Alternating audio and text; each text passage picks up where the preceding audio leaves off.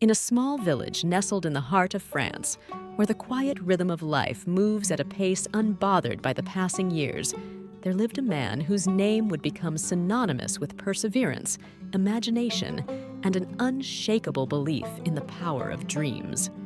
His name was Ferdinand Cheval. Born in 1836, Cheval's life began in the simplest of ways. He was not born into wealth or privilege. Instead, he grew up as a humble peasant, learning the hard work of the land and the art of patience. From an early age, Cheval had a quiet resolve, an inner calling that seemed to set him apart from others. He never felt particularly destined for the ordinary path most followed. Little did anyone know, he was destined to leave a mark that would transcend time, a mark made not with paint or words, but with stones. Ferdinand Cheval became a postman, a job that might seem ordinary to some, but for him, it would be anything but. Every day, as he walked the familiar paths of his village, carrying letters to the people who depended on him, he also began to notice the earth beneath his feet in a way that others didn't. He noticed the irregular, colorful, and sometimes oddly shaped stones scattered across the roadsides. They intrigued him, beckoning to him, each one carrying a mystery, a potential that others overlooked. Cheval was no architect. He had no formal training in the grand disciplines of construction or design. He wasn't a man of wealth or power. Yet, he began to gather these stones as he delivered his mail, carefully selecting each one. There was something about them that spoke to him. Each stone felt like a puzzle piece, a promise of something greater. And though many would have passed them by, too busy with their lives to even notice, Ferdinand saw in them the foundation of something extraordinary. If you enjoy these kinds of stories, don't forget to leave a like and subscribe to the channel. It helps us so much to keep bringing this type of content. Now, let's head back. As the days turned into weeks and weeks into months, his collection of stones grew. No longer content with just a handful, Cheval began to dream of what he could create. He imagined a palace, a magnificent structure, a sanctuary that would stand as a testament to his vision.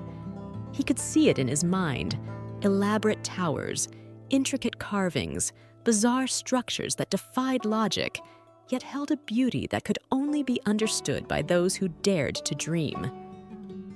In 1879, Cheval set out to make his dream a reality. He began building what would later be called the Palais Idéal, or the Ideal Palace. With nothing but his hands, a simple shovel, and the stones he had gathered over the years, Cheval started to construct his vision. It was no easy task. Every stone had to be carefully placed, every wall meticulously built.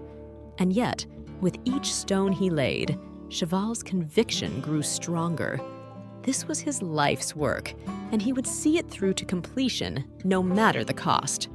The process was slow. Ferdinand Cheval spent long hours working tirelessly, day after day. He carried his stones, sometimes miles, across the rugged landscape. His hands bled, his muscles ached, but his spirit never wavered. The people in his village watched in curiosity. Some ridiculed him, dismissing his endeavor as a foolish obsession. They couldn't see what he saw, a grand vision beyond the constraints of practicality and convention. To them, Ferdinand was a simple man, a postman with wild ideas. But Ferdinand Cheval wasn't concerned with their doubts. The castle grew slowly but steadily, and as it did, it became something more than just a construction project. It became a symbol of determination, of belief, of the audacity to follow a dream, no matter how impossible it seemed. The palace took shape, a surreal blend of different architectural styles. Hindu temples, Gothic spires, and Renaissance arches intertwined in a way that was completely unique. There were no rules to Cheval's design, no boundaries that confined him. His creation became a reflection of his inner world, a world where imagination could break free from the shackles of the ordinary. Years passed, and the palace continued to rise. Cheval's body aged, but his passion never did. He worked relentlessly, never slowing, never giving up. He saw beauty in the chaos of his creation, in the bizarre arrangement of stones, in the mismatched styles that seemed to collide with one another, but somehow fit together perfectly. By the time he finished, 33 years had passed.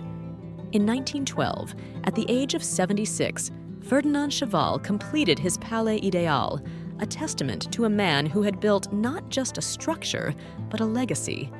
His castle, though odd in its form, became an icon of the impossible made real.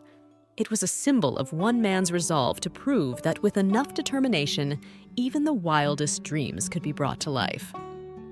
Today, the Palais Ideal stands as one of the most unique architectural wonders in the world, attracting visitors from all over. It is a reminder that greatness doesn't always come from traditional means. It comes from the heart, from passion, and from the courage to take that first step toward an uncertain but exciting future.